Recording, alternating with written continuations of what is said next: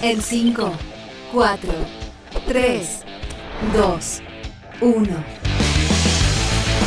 Ahora comienza Ciberlegal con Juan Pablo López.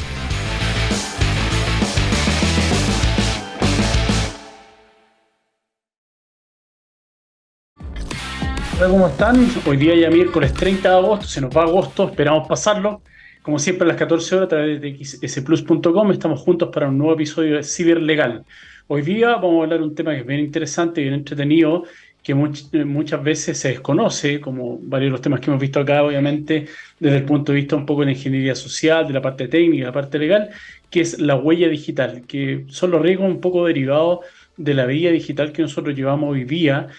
cómo interactuamos con terceras personas, cómo compartimos nuestra información, la de nuestros hijos muchas veces, y desde el punto de vista también de la empresa ocurre esto, que muchas veces se comparte información y vamos dejando esta estela. La huella digital habla obviamente de los signos que vamos dejando, nuestra imprenta en la red, y eso hace que muchas veces los ciberdelincuentes se aprovechen de ella e incluso usan información que yo libremente he publicado, que es de carácter privado, obviamente, sin realizar ningún tipo de vulneración. Y lo que hacen con esa información, obviamente, a través de la ingeniería social o a través de métodos un poco más sofisticados que hablaremos también, es cometer estos ciberdelitos. Por lo tanto, aquí, como siempre, hacemos un llamado a cuál es la advertencia o la preocupación que debemos tener frente al uso de las redes sociales, por ejemplo, en donde generalmente se comparte mucha información, o al uso de la información que compartimos con terceras partes, con terceras personas ajenas a nuestro entorno, a la empresa, por ejemplo, en definitiva, es cómo debemos hacerlo, qué debemos fijarnos, cómo resguardarla para que esta huella digital que nosotros vayamos generando esté de una u otra medida lo más protegida posible. Recordemos que una vez que nosotros implementamos esta huella digital o va quedando esta estela en la red, es muy difícil después borrarla, como cuando uno trata de borrar una foto, un Twitter que dejó. Hemos visto ahí muchas veces que a los políticos que son nombrados les pasa la cuenta a un Twitter que publicaron hace 5 o 10 años atrás respecto de una opinión que tenían desde el punto de vista político o de una institución en particular. Tienen que salir a dar disculpas y es mucho más complejo, obviamente, y eso es muy complejo, muy difícil borrarlo. Por lo tanto, se trata de un tema de cultura, de buen uso y respeto a las redes sociales, pero también del cuidado de la privacidad. Hemos hablado otras veces también en este programa que el tema de los datos personales hoy día en Chile, si bien hay una ley que es del año 99 y está basada en una ley de España del año 86, son 30 años prácticamente en donde no han existido modificaciones. Está a puerta de salir un proyecto de ley referente al tema que va obviamente a tener multas que van a desincentivar el mal uso de los datos de terceras personas, los datos de los ciudadanos en definitiva. Es importante que nosotros tengamos una cultura previa, cuidar nuestros datos, saber cómo compartirlos, qué compartimos. La obligación, la información que entregamos debe ser la necesaria y acotada a aquello que se nos está requiriendo, no entregar todos nuestros datos. Nosotros nos preguntan la hora y entregamos el RUT. En una tienda cualquiera, la primera información que nos preguntan es precisamente el RUT y ni siquiera nos cuestionamos, es casi hoy día en automático entregar esa información a terceros sin saber para qué va a ser usado. Para fines de seguridad, obviamente, que muchas veces se requiere para entrar a alguna parte en particular, pero en general entregamos toda nuestra información sin siquiera percatar o al menos advertir para qué va a ser usada y cuáles son los fines con los cuales está siendo requerida esta información, y eso obviamente es importante que lo tengamos claro. Entonces, dentro de este programa lo que vamos a hablar es eso, la huella digital, en qué consiste, cómo se va generando, cuáles son los riesgos que conlleva no tener cuidado en la información que yo voy dejando esparcida en la red. Si ustedes hacen el intento, entre paréntesis, por ejemplo, referente a Facebook, si yo elimino mi cuenta de Facebook, me salgo de la red social y en 6 meses más, un año más, me vuelve la nostalgia y digo, me voy a crear otro Facebook e ingreso y genero la información desde el punto de vista de mis datos, lo primero que Facebook me va a preguntar es: Juan Pablo, ¿quieres recuperar tu cuenta? Es decir, la cuenta nunca fue eliminada, quedó ahí, es de propiedad de Facebook porque yo se la entregué cuando acepté los términos y condiciones y le entregué mi alma, en este caso, al infierno de Facebook. Le entrego también toda la información que está contenida en ella, las fotos en particular, los comentarios que realicé en algún momento. Por lo tanto, es un poco el ejemplo para que ustedes se den cuenta. Aun cuando yo entendí que había, eliminado y cerrado mi cuenta, un año después Facebook me va a decir, aquí está tu cuenta todavía intacta si la quieres volver a usar. Así que para que tengamos conciencia de cómo usar nuestra información, cómo compartirla, cómo guardar nuestros datos personales y que después no sean usados en nuestra contra, particularmente a través de un ciberdelito, es lo que vamos a conversar en este capítulo. Nos vamos a ir con la primera canción del programa, que es I'll Stand By You de Pretenders. Nos vemos a la vuelta.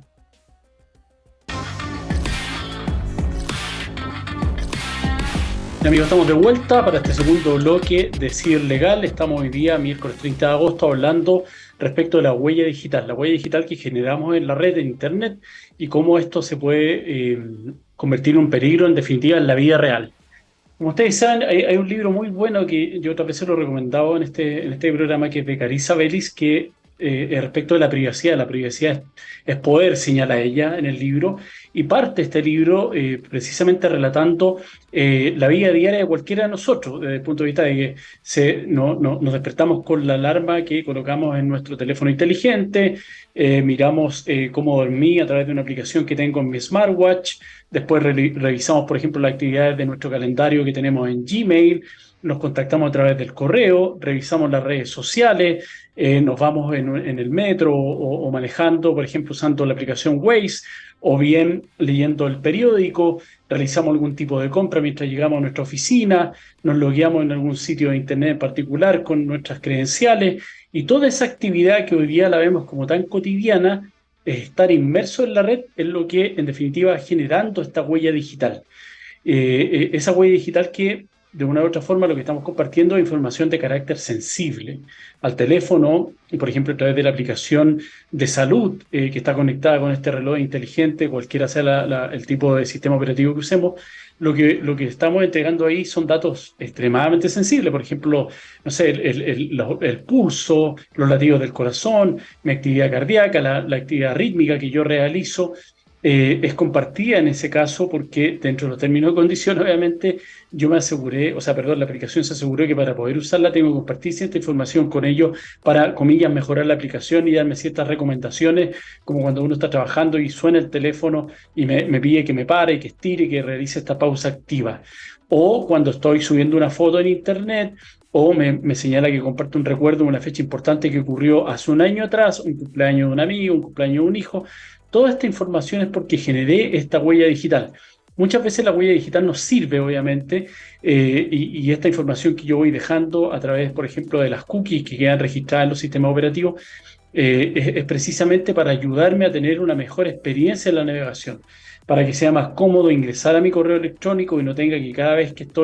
que quiero usarlo, por ejemplo el Gmail, tener que loguearme e insertar mis claves, sino que está ya registrada esa información en mi correo, en mi computador, o en este caso cuando me recuerda una fecha importante para hacer un llamado o una compra en particular que empieza a recomendarme artículos que son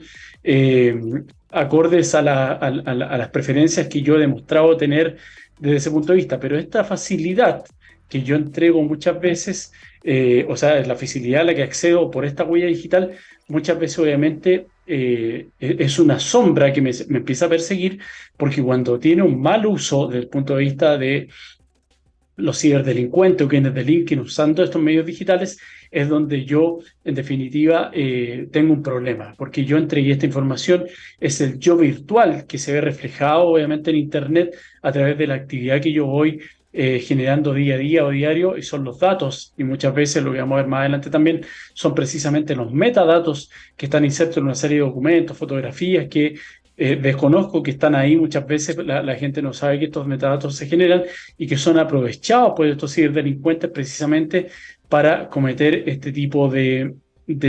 ciberdelito. Entonces, lo relevante y lo importante ahí es que muchas veces los dispositivos que yo uso vienen ya instaladas muchas aplicaciones o muchas funcionalidades del teléfono por defecto. Es decir, yo tengo que ingresar al sistema operativo y empezar a desactivar ciertas funciones que el teléfono tiene incorporadas, como son, por ejemplo, la ubicación donde toma la fotografía, la ubicación en tiempo real, que le va informando al sistema operativo, por ejemplo, de Apple, dónde estoy ubicado en cierto tiempo y genera un mapa de mis movimientos, que obviamente puede ser peligroso desde el punto de vista de un ciberdelito, porque sabe el ciberdelincuente que logra acceder a mi información en qué horario yo estoy fuera de mi hogar y estoy en la oficina y viceversa, y puede en ese caso, por ejemplo, ir a cometer un delito en mi departamento que sabe que está solo, o al revés en mi oficina porque sabe los horarios que yo permanentemente estoy fuera de ella. Entonces, desde ese punto de vista, lo grave, y que aquí un poco la crítica que uno realiza, es cómo, de qué manera llamamos las cosas. Las cookies, que suenan tan tiernos, estas galletitas que me pide muchas veces acceso a información el sistema que yo estoy navegando, o una página web en particular que me dice que puedo usar estas cookies tal como me las plantea, o yo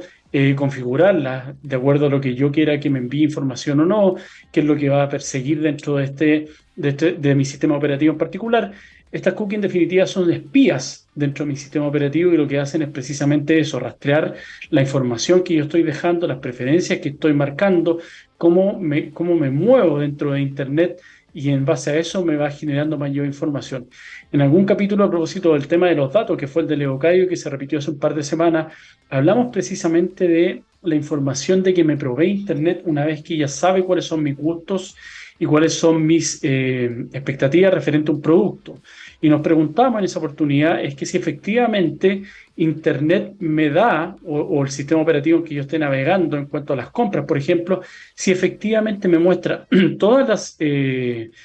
las alternativas que estén disponibles en el mercado, o me muestra solo aquellas que ella entiende que yo debiera elegir. Es decir, puede que no me entregue ni la mejor ni la más barata o la más conveniente en relación a precio-calidad, sino que me está entregando la información que ella entiende que yo elegiría de acuerdo a mis preferencias. Entonces, por eso muchas veces es importante tener desactivada este tipo, o limpiar las cookies cada cierto tiempo,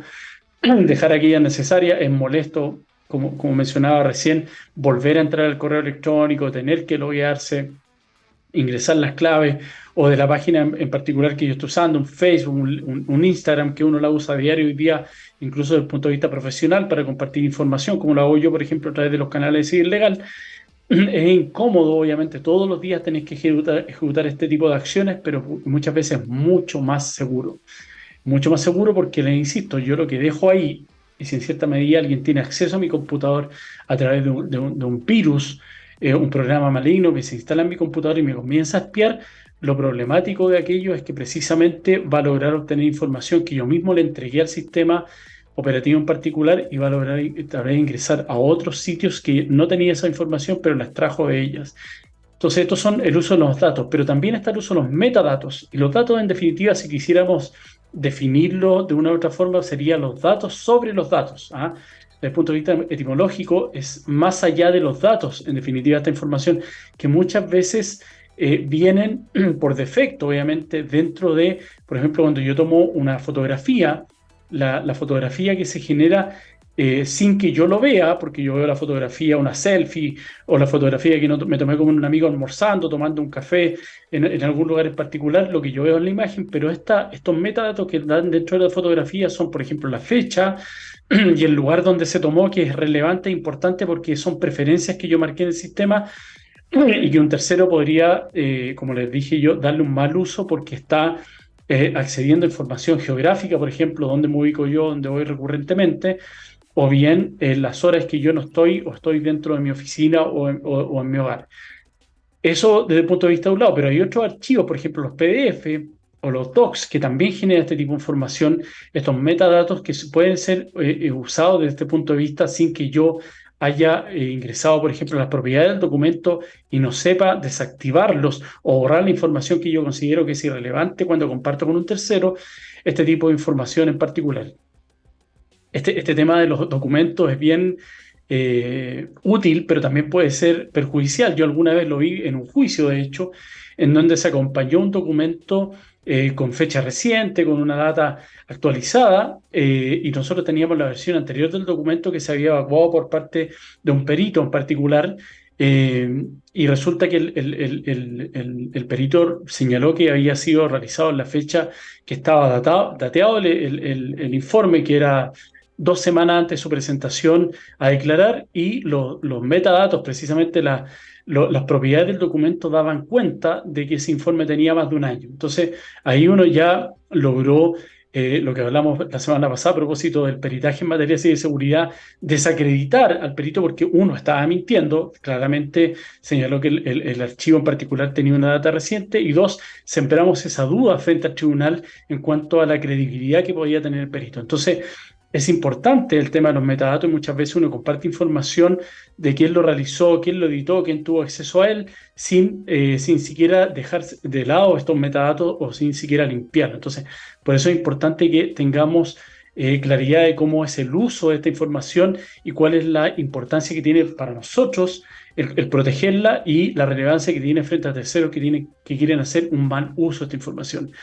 Ahora, ¿esto por qué es así? Y muchas veces la gente se desayuna un poco cuando le explica la importancia de esto y cuáles son los datos, los metadatos que yo comparto y qué es lo que queda en la red. Es porque en definitiva hoy día nos encontramos frente a una generación que son los nativos digitales. Son estas personas, estos chicos que nacieron dentro de la era de Internet, dentro de la era digital, y no conciben una forma de comunicación e interacción sin estar conectados a las plataformas. Pero nosotros, en cierta medida, somos huérfanos digitales. Nosotros estuvimos con el televisor, la foto en blanco y negro, pasamos al televisor y foto en color,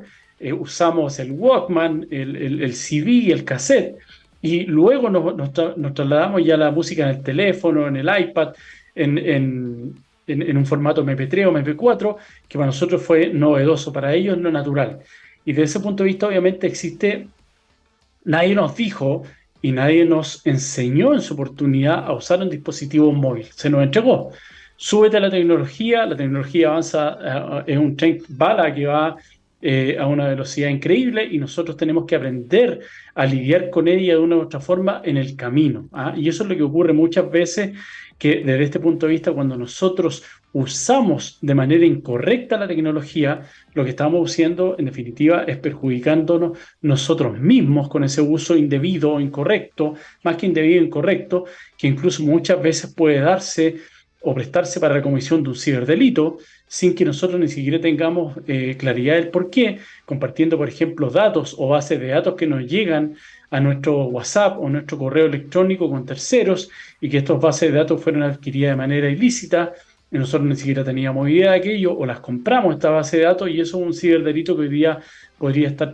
está tipificado y podría constituir, en definitiva, una investigación en contra de nosotros por haber realizado esa acción. Entonces, es importante que nosotros tengamos claridad y disminuir esta brecha digital, sobre todo desde el punto de vista de la legalidad o de la ciberlegalidad, de qué es lo que ocurre con el uso de nuestros datos y nuestros metadatos. Recordemos, y lo hemos hecho veces, lo hemos dicho un montón de veces, hasta el cansancio un poco, que la ley nuestra es del año 99, la ley de datos. Es una ley que está desactualizada, incluso de ficheros, de estos ficheros físicos que uno escribía. Está inspirado un poco, como dije anteriormente, en una ley del año 1986 española. Por lo tanto, es mucho más antigua que el año 99, pero las modificaciones que hoy día trae más que modificaciones, el nuevo proyecto de ley que está en discusión en el Congreso y se supone que no va a pasar más allá de, esperemos, este año para su promulgación, trae sanciones graves en cuanto al uso incorrecto de la información de terceros, particularmente de los ciudadanos, multas a la empresa en cuanto al uso de dichos datos. Nos va a obligar en cierta medida a tener un compliance en ciberseguridad, en el uso de datos, un encargado de la protección de los datos dentro de la empresa y ciertas acciones que se tienen que llevar a cabo. Hay varias cosas que se conjugan ahí: el convenio de Budapest, esta nueva ley de ciberdelito, la nueva ley de protección de datos, la nueva ley de delitos económicos, que ahí hay que ver, hay más de 200 nuevos delitos, entiendo, yo no he entrado todavía en profundidad. Esa ley se promulgó hace una semana atrás, pero es una ley que es bastante acotada, bastante extensa en relación a los delitos que contempla, y podría de una u otra forma tener relación en cuanto a los compliance que hoy día se tienen que establecer como modelos de prevención internos en las empresas para poder precisamente proteger los datos que no solamente son los míos, sino que son los datos también que uso respecto de terceros que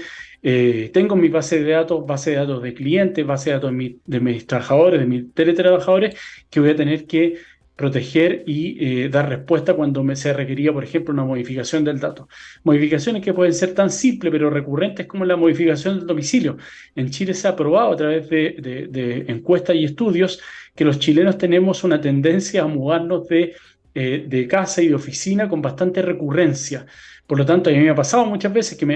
me llega un correo, un formato de una carta, me dicen en el banco, oye, pues esta carta se te envió al domicilio registrado en el banco, que ya lo había cambiado 3 veces, a un domicilio que tenía el año 2010. Y eso es porque precisamente ocurre que no se actualiza la base de datos aun cuando uno entregue la información. Es difícil para los bancos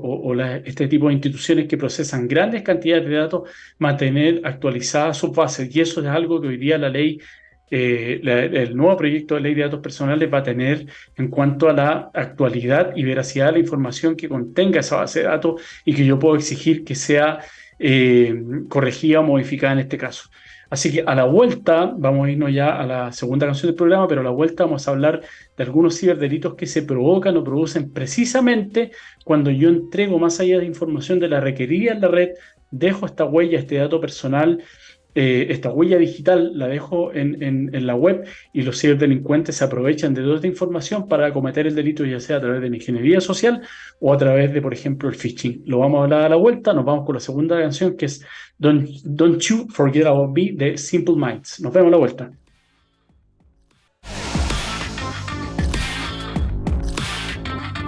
Estamos de vuelta, queridos amigos, para el tercer bloque de Ciberlegal. Hoy día estamos hablando respecto de la huella digital que dejamos en Internet y cuáles son los problemas o los delitos, en definitiva, que se convierte esto en una real pesadilla, pero en la vida real.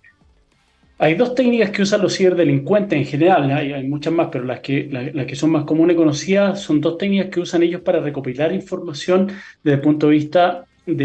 para usarlo después en algún tipo de ciberataque desde el punto de vista de la ingeniería social o bien desde el punto de vista de algún malware que pueden implementar en nuestros sistemas. Es el footprint y el fingerprint. El footprinting, lo que hace en definitiva el ciberdelincuente es analizar, así como en la serie You, analizar toda la información pública que la empresa tiene, en este caso, en sus redes sociales, en la página web, en lo que comparte, por ejemplo, a través del marketing, en LinkedIn. Toda esa información que ellos van compartiendo, los ciberdelincuentes la van recopilando y analizando, le van a hacer un levantamiento y un perfilamiento, en este caso de la empresa o de la persona en particular, y a ella, por ejemplo, pueden vulnerarla a través de ingeniería social. Ingeniería social, como he hablado, el antiguo, comillas, cuento del tío, que lo que hace en definitiva es a través de esta herramienta de convencimiento, este poder de convencimiento que tiene el ciberdelincuente cuando envía un correo, cuando llama por teléfono a la víctima, le entrega información que él recopiló precisamente a través de esta información pública y lo que hace es engañarlo.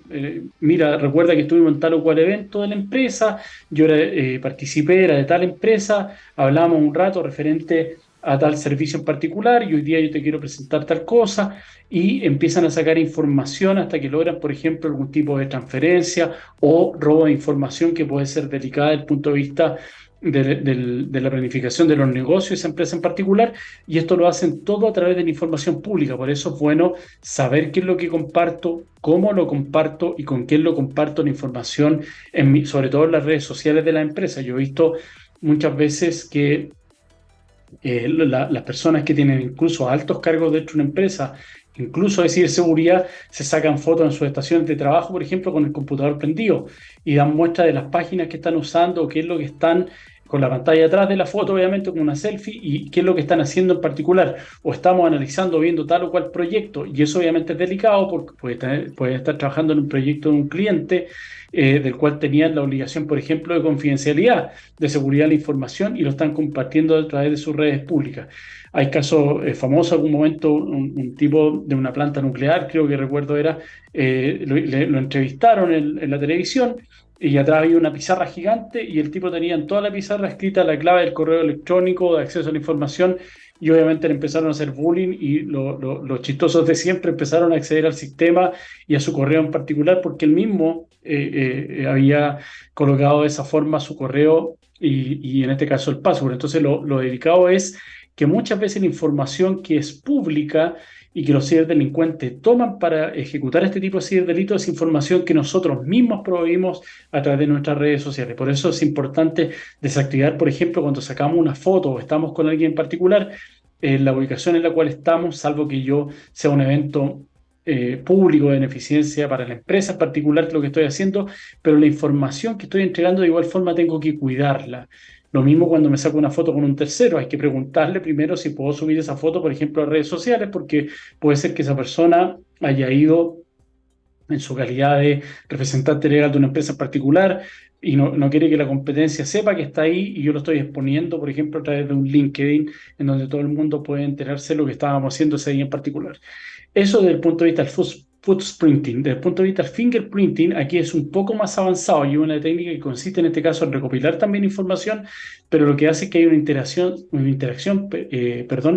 directa con el sistema que yo estoy analizando acá. Lo que hago es obtener información del navegador, el sistema operativo y otras características del computador en particular, a diferencia del anterior, que era de carácter público. Entonces, eso obviamente es mucho más avanzada la técnica. Muchas veces implemento un malware en mi computador. Recuerden también el dicho, hay personas que saben que han sido vulneradas y hay personas que no saben que han sido vulneradas, pero lo han sido. En definitiva, todos hemos sido de cierta medida víctimas de algún tipo de virus o de ataque, por pequeño que sea, pero nadie está exento hoy día, sobre todo con la interacción y el permanente uso de las redes sociales que tenemos hoy día en esta sociedad en particular. Ahí se pueden utilizar diferentes técnicas, como sería, por ejemplo, el uso de VPN de carácter dinámico, para poder evitar que los ciberatacantes puedan acceder a la información y la ubicación de mi sistema en particular. Pero desde ese punto de vista también lo que hay que hacer, que lo hemos hablado un montón de veces y es un poco lo que nos dedicamos nosotros como ciberlegal, que esta humanización de la ciberseguridad, la disminución de esta brecha digital, pasa muchas veces lo que pasa entre los abogados, los ingenieros y también los médicos. Un asado de abogado, un asado de médico, es el lenguaje técnico, es la jerga que ocupamos desde el punto de vista profesional. Y eso es lo que muchas veces le transmiten los encargados de TI o los abogados de la compañía. No aterrizan el lenguaje al usuario, al administrativo, al contador, al auditor, a la secretaria, al contador y auditor, que son clave en cuanto a la protección de los dineros de la compañía, que son precisamente, vamos a ver, hay una técnica en particular que es el fraude del CEO, que se produce a través de esos canales y le hablamos en un lenguaje técnico sin aterrizarlo, sin acercarlo y presentárselo de una manera amable para que él entienda cuál es la gravedad por un lado y que sepa cómo defenderse cuando está siendo víctima de un ciberataque en particular. Entonces lo importante y lo relevante acá es tratar de ese lenguaje técnico, aterrizarlo y que seamos en cierta medida más pedagógicos en cuanto al uso de las herramientas tecnológicas, el correcto uso de las herramientas tecnológicas y en qué se tienen que fijar o percatar cuando están siendo víctimas, por ejemplo, a través del correo, el típico del phishing. Vamos a ver cómo funciona un poco la técnica, pero finalmente a través de esta confianza y de la información que recopilaron de la alta gerencia, se comunican con estos canales que el contador, el auditor, el tesorero, quienes son los encargados en definitiva la área de finanzas y contable en general, de realizar los pagos a los proveedores y empiezan a generar este especie de lazo de confianza para pedirle, por ejemplo, que cambie la cuenta corriente a la cual debe ser pagada que se pagaba hasta ese momento porque tuvieron un problema, se les cayó el sistema o el banco les cerró la cuenta y no saben por qué y les entregan información respecto a un tercero que es un ciberdelincuente en definitiva y lo que hacen en ese caso es lograr vulnerar no el sistema operativo en particular, sino el factor humano de la empresa y en definitiva lo que hacen es perder, en este caso, una suma importante de dinero porque generalmente lo que hacen, y es lo que vamos ya a entrar a hablar de este ciberdelito en particular en el fraude del CEO, es generar pagos que son recurrentes dentro de la empresa. Es decir, si el pago que generalmente los días 30 o los días 2, 5 de cada mes, la empresa le paga a un proveedor una suma determinada, 8, 10 millones de pesos, ese es el pago que él va a buscar. Si es más alto, obviamente es mejor, pero va a buscar ese pago de manera recurrente. Es lo que en definitiva este método que se denomina desde el punto de vista como coloquial el fraude del CEO, es lo que técnicamente se llama un poco el whaling, que habla así como hablamos del phishing, el whaling es como de las ballenas, es porque precisamente este ataque va dirigido a estos peces gordos, ¿ah? Los peces gordos dentro de la compañía, que sería, por ejemplo, el gerente general, el gerente financiero de ella, lo que hacen en este caso los ciberdelincuentes es que elige, una vez habiendo recopilado cierta información, ya sea a través de estos canales públicos, como hablamos anteriormente, o a través de esta información de carácter privado, porque logró instalarse dentro del sistema, logra, por ejemplo, tener acceso al correo electrónico del gerente de finanzas de la compañía, sin que el gerente de finanzas obviamente lo sepa, envía un correo, como está monitoreando y tal vez tiene acceso incluso a la agenda de este gerente de finanzas, sabe que está, por ejemplo, en un almuerzo en ese momento o está en una reunión importante fuera de la empresa, asistió a un seminario durante toda la mañana y aprovecha ese lapso de tiempo que está fuera de la compañía para usar el correo electrónico, que no es una forma de suplantación porque tiene acceso directo, es una vulneración del sistema operativo, en definitiva, más que una suplantación del CEO, en este caso el CFO, y lo que hace es enviar un correo a la persona de contabilidad, al financiero, para que realice una transferencia y le da toda una explicación referente al pago que este mes se le debía realizar a tal o cual proveedor, se le debe realizar a esta cuenta corriente que está con él, en este caso en una reunión de negocios. Como bien saben, en la empresa está en un seminario, se encontró con él, tuvo un problema grave en su cuenta corriente, le pide la mayor discreción posible a objeto de que no se enteren las demás personas de la compañía y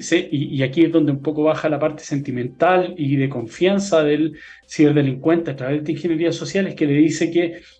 me dirijo a ti porque te he visto cómo trabajas, eres muy meticuloso, eres muy responsable, sé que puedo confiar en ti y de hecho estoy pensando en ti para poder ascenderte de cargo y por eso necesito acudir a ti y necesito que me ayudes con este problema que tengo. Te voy a enviar los datos de la cuenta corriente de esta persona para que le transfieras a él y no a la cuenta corriente de la empresa porque necesita hacer diversos pagos de remuneraciones. Está muy complicado él porque tiene la cuenta bloqueada por un malware o cualquier cosa que le inventa en ese momento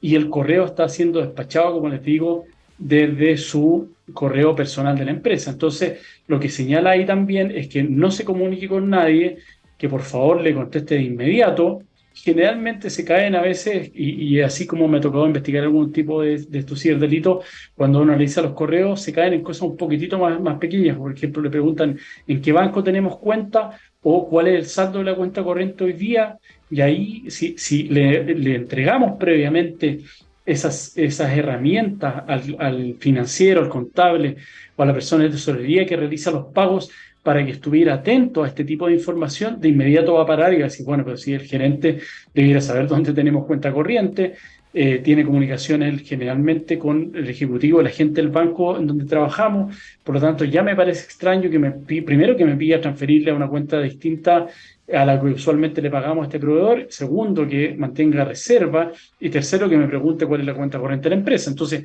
ahí es donde saltan un poco se prenden las luces, las red flag desde el punto de vista de la empresa y lo que tiene que hacer en ese caso el contable, el financiero, la persona de tesorería es comunicarse con el TI, con el gerente y avisarle en definitiva lo que está haciendo fruto de un ciberataque en ese momento o una ciberestafa y cortarlo en definitiva. Pero siempre el ataque o la forma en la cual se comunican ellos, que a través de correo electrónico, es a través de este método que lo que busca es generar la confianza. Primero, porque obviamente el correo electrónico está siendo enviado precisamente desde la casilla electrónica del gerente de finanzas, y por lo tanto la confianza ya viene dada ahí. Y lo segundo es claramente de que le pide este tipo de información a él que que en cuanto a la reserva de la información que le está pidiendo es un poco extraña. Muchas veces lo que se hace también es como ya han tenido acceso a este tipo a estos correos electrónicos que son de los gerentes de la empresa, es que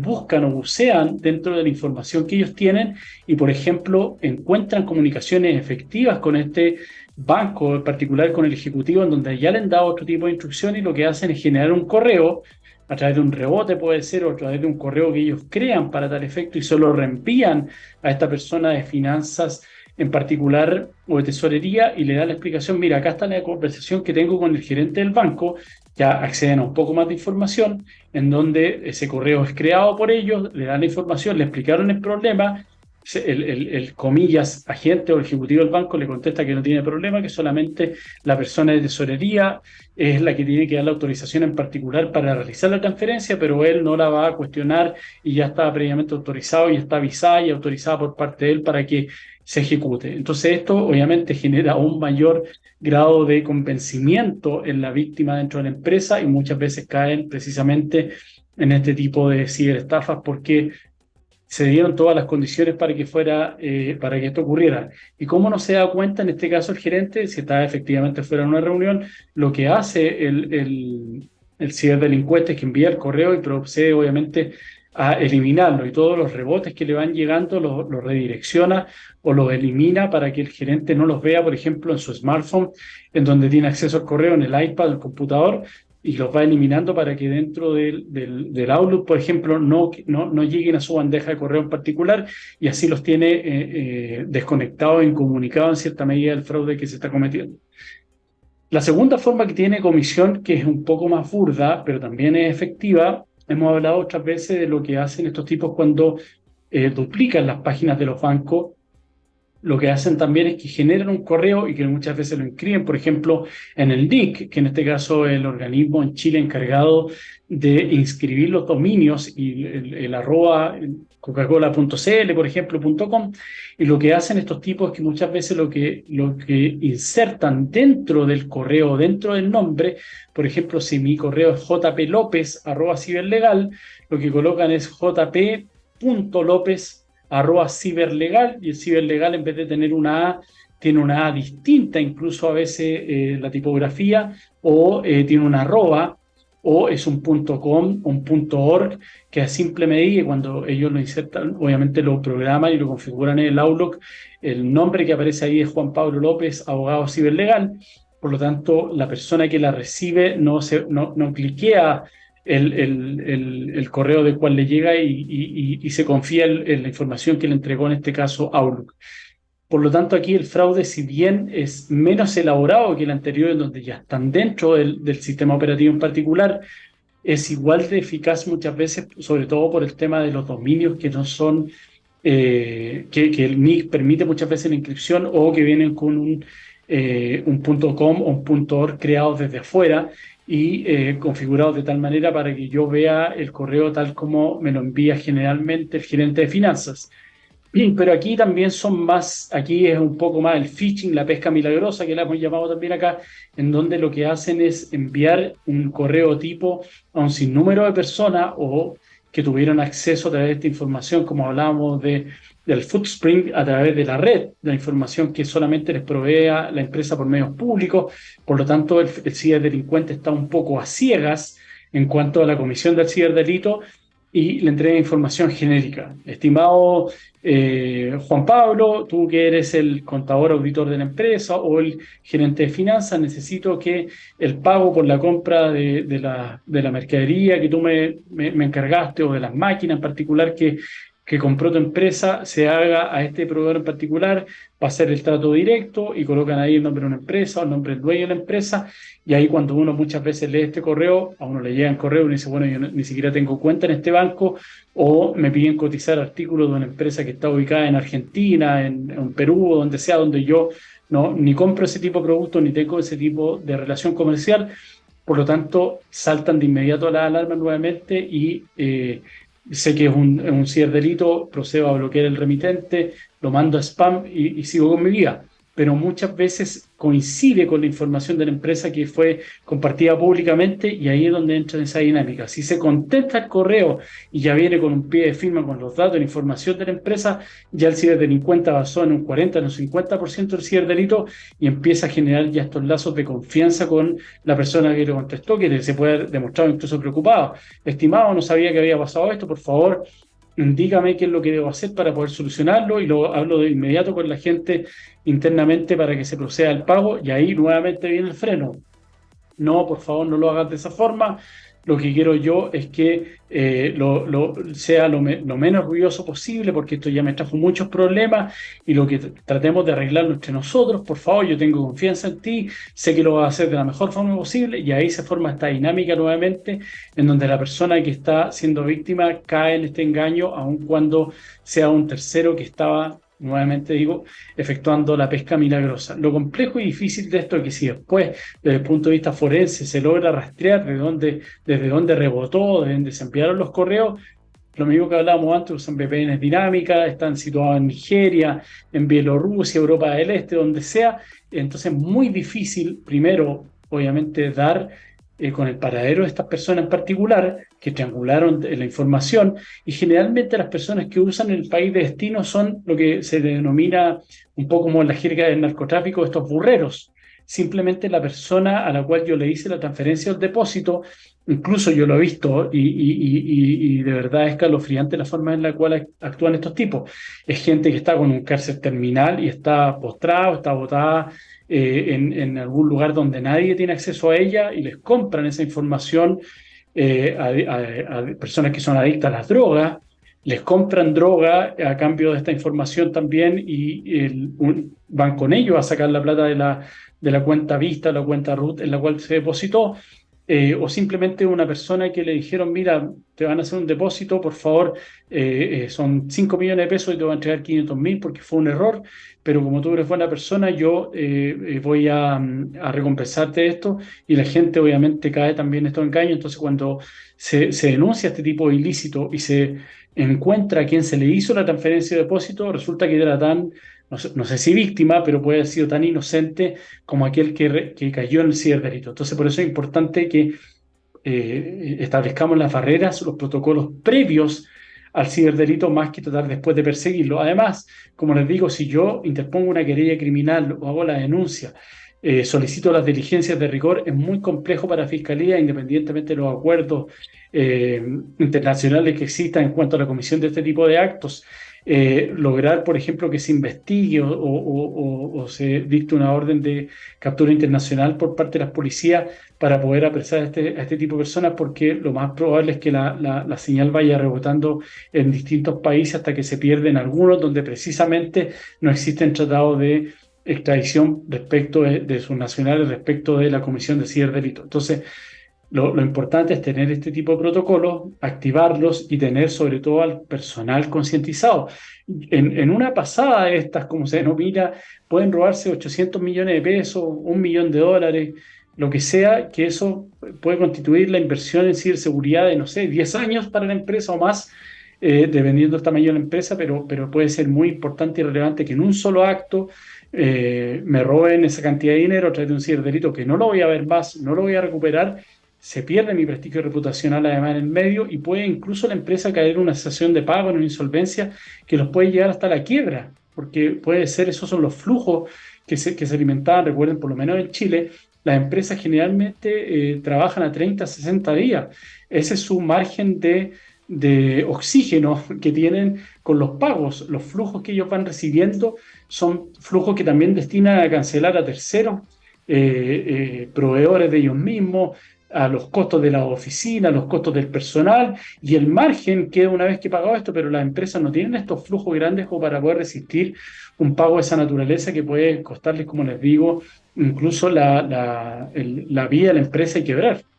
Entonces es importante que tengamos claro, y que muchas veces es mucho más barato prevenir, como dice el dicho, que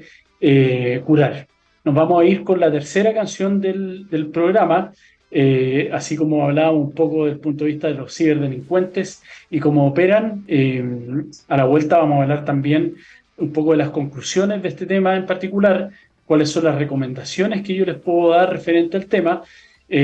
sobre todo el uso de protocolos en cuanto al uso de esta herramienta y la protección de la ciberseguridad. Pero esta tercera canción ya del bloque va a ser con Genesis, donde estaba Phil Collins, y Invisible Touch. Así que nos vemos a la vuelta de esta tercera canción, amigos. Ya, amigos, estamos de vuelta para ya la último, el cierre en definitiva, si es legal, de este capítulo respecto de la huella digital y un peligro en la vida real. ¿Ah? Hemos hablado obviamente de los problemas que ocurren desde el punto de vista operativo y desde el punto de vista del factor humano en la empresa. Desde el punto de vista operativo, siempre es bueno tener los sistemas operativos y las aplicaciones actualizadas. Eso es algo que poco se protocoliza y me cuesta entender todavía cuando tengo reuniones de acercamiento con la empresa y le hago esta pregunta, me dicen que no, lo hacen 3 veces al año, tarde, mal y nunca. Es importante siempre hacerlo, por molesto que sea, que el servidor, que hay indisponibilidad en ese rato del servicio, pero esto nos lleva a estar mucho más protegidos. Obviamente, instalar y configurar bien los filtros anti-spam, que es un tema súper básico dentro de la empresa, y actualizándolo obviamente para que tenga el debido protocolo de firmas de malware y firewall y todo lo que conlleva desde el punto de vista operativo. Y obviamente, desde el punto de vista humano, es concientizar, establecer estos protocolos, estas charlas de inducción al factor humano en la empresa para que estén debidamente capacitados y sepan enfrentar y leer un correo que tiene estas características, porque ustedes no lo crean, siguen ocurriendo este tipo de fraude, como el fraude de la herencia en Nigeria o el fraude del pariente en España, que todavía hay gente. Yo la otra vez conocí a una persona que había enviado 70 millones de pesos. Hace poco salió una persona que le escribía a Brad Pitt en español y también era una señora de edad que le transfirió, no sé, 50 millones de pesos. Entonces es una locura, pero efectivamente ocurre porque no estamos capacitados. Somos, como dije yo anteriormente, huérfanos digitales y necesitamos ser educados en materia digital para poder prevenir y precaver este tipo de fraude y, en definitiva, ser una sociedad más y segura. Eso, los dejo, nos vemos ya en septiembre, el próximo miércoles, como siempre, a las 14 horas, a través de txsplus.com. Recuerden que este programa después queda en el podcast de TXS Plus, en la página, en el podcast de Ciberlegal, y lo pueden encontrar a partir de mañana también en el canal de YouTube de Ciberlegal. Nos vemos, un gran abrazo y que estén muy bien.